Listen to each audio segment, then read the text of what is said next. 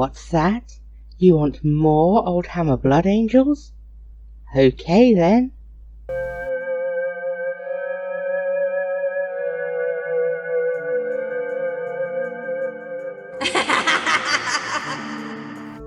"2022 was the year that 40k turned 35, but 40k 2nd edition will turn 30 in 2023, and for me, and most old school gamers I know, that is the edition that roped us in. It had a proper starter set, a stabilised lore, firmly established aesthetics, not to mention 6 years worth of an existing product range. This was our 40k.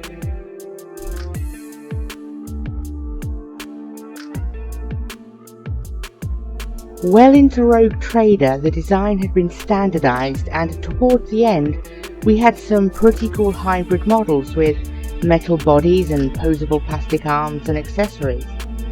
Whilst not as flexible and posing as the beaky Marines, they looked a lot less like they'd been surprised taking a dump.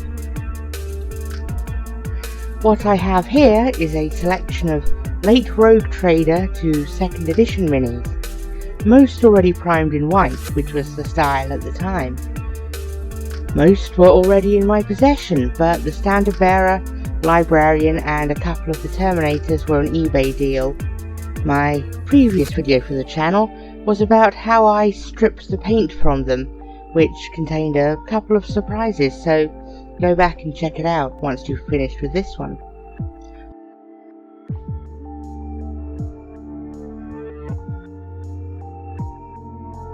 So, in this video I shall be tackling this squad of 5 Terminators from around 1994. Like with my old beakies, I come in with an airbrush coat of scale 75 Inktense red. However, the beakies, because the models had such scant detail, I chose to layer them up with a medium and then a lighter orange to give a more gradual colour gradient to draw the eyes and give a sense of more detail. But as you can see, these Terminators are not lacking for detail, so I can use more traditional methods to highlight them. You may also notice that the Sergeant is lacking a banner pole and the small shield from his left arm. These shall be added once I have replacements, but he still looks cool without them for now. And just like that, it might as well be the mid-90s again.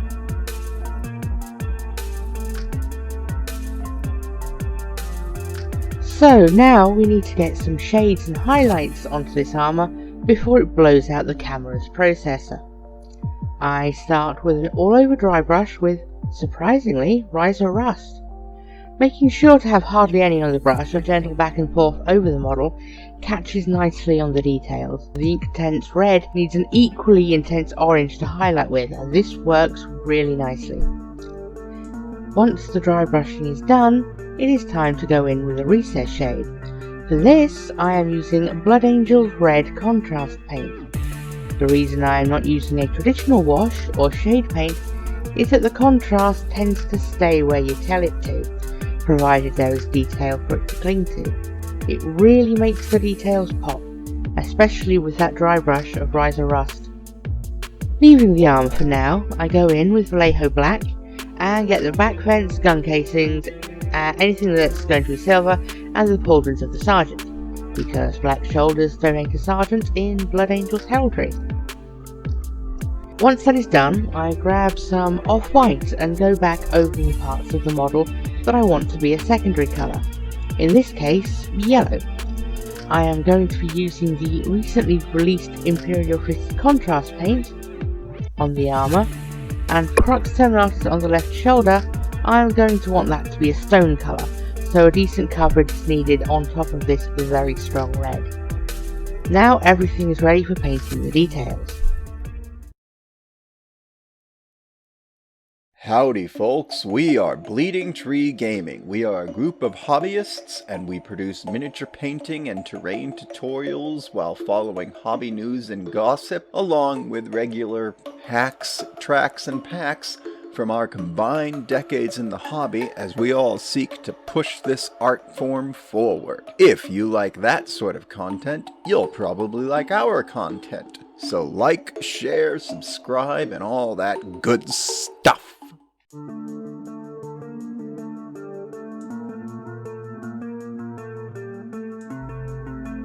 So, details.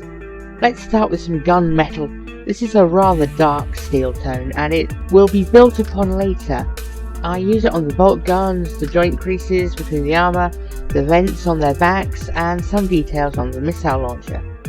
It's time to come in with that Imperial Fist contrast paint. This stuff is fantastic.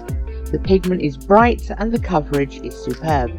It's as if they've teleported right in from 1994. I was going to use Silicanum Grey on the Crux Terminators symbols, but realised I had run out, so I thinned some Black Legion and used that instead. As for the scroll work and wax seals, I used some Skeleton Horde on the parchment and Militarum Green on the seals themselves, as something of an experiment, and I decide I don't like them and I change them later.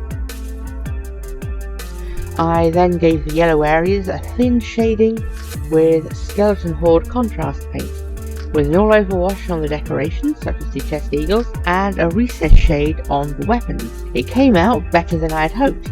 It's a really good way of shading on top of that yellow. For the eyes, I've painted them in with Vallejo Dead White, then gone over them with Aethematic Blue contrast paint. Any sloppiness with either adds a little OSL effect, which is a nice little cheat.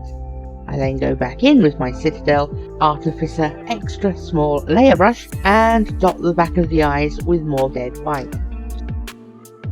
Now the Mini is ready for highlighting.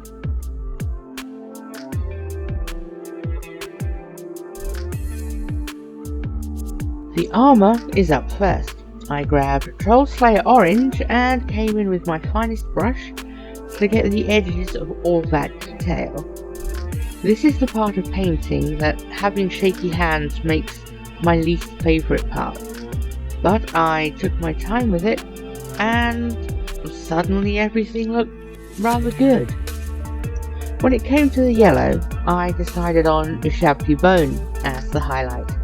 This works well with the vibrant yellow, defining the edge in a way that doesn't detract from the yellow, but still defines the border on it really well. For the crux on his shoulder, I again used Ushabti Bone as an edge highlight. It gives the symbol a much better stone look than if I had highlighted with grey. For the power sword, I cover the lower third with Kalasar Blue contrast paint, and the remaining 2/3 with Aethematic Blue contrast. I then tilt the model onto its back, with gravity doing the blending work. And then Stormhost Silver on the metal. Now, what I'm doing here is a hobby hack. I paint all but the metal recesses with the bright silver, and then give them a heavy wash with a black shade. I then use the tip of a finger, any finger will do, run it along the edge to clear the wash, and let the highlights from beneath come through. It's not elegant, but it does the trick for me and my shaky hands. For the black, I use a mid-grey. Lastly, I paint the bolter barrels on with black, and then tidy them up around the edges with Stormhost Silver. This is another hobby cheat, as you can always repaint them if you screw up. You only get one chance with a drill, and these minis are not cheap to replace if you bugger it up.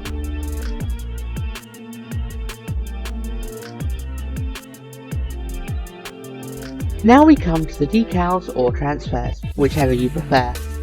Up until the launch of 8th edition, most Marine kits came with a transfer sheet that gave you heraldry for all 9 original legions alongside Crimson Fists and Black Templar markings. So I have a load of these kicking about.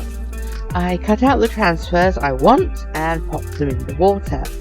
Whilst they soak, I apply Green Stuff World's decal fixer over the area the transfer is going to go.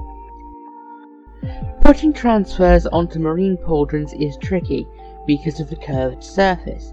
This is where decal softener comes in. I brush it on and give it a moment. I then use my brush to gently press the creases out and get the transfer to lie flush with the surface. Now that the softener appears to have reactivated the black paint on the sergeant's shoulders, and the yellow decal is just too transparent over the black, which is exactly what it's supposed to do.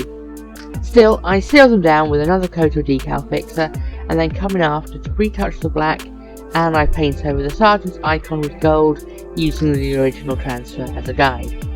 In Terminator armor, it deserves to be gold.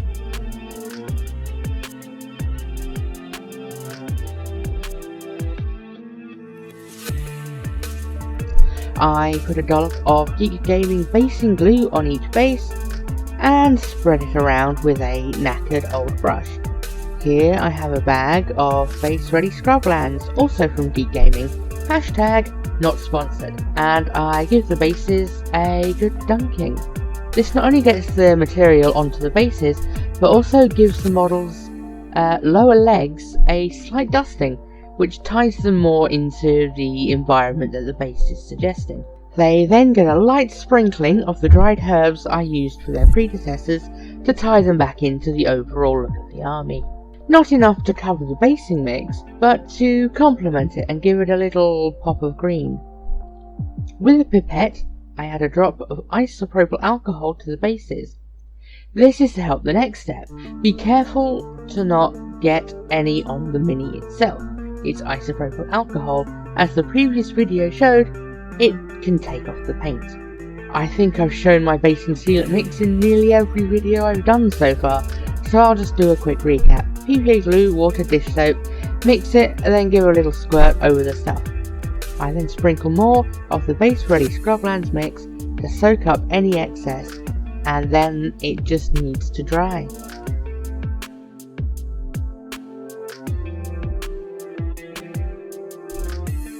Now that they've had a quick coat of matte varnish to seal everything in, they are finished and ready for the display shelf or gaming table.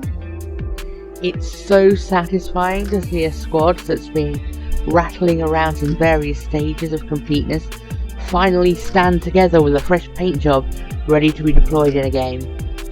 Next for this project, I have an abundance of troops and characters to add to this ever-growing army, so make sure to subscribe so you don't miss it.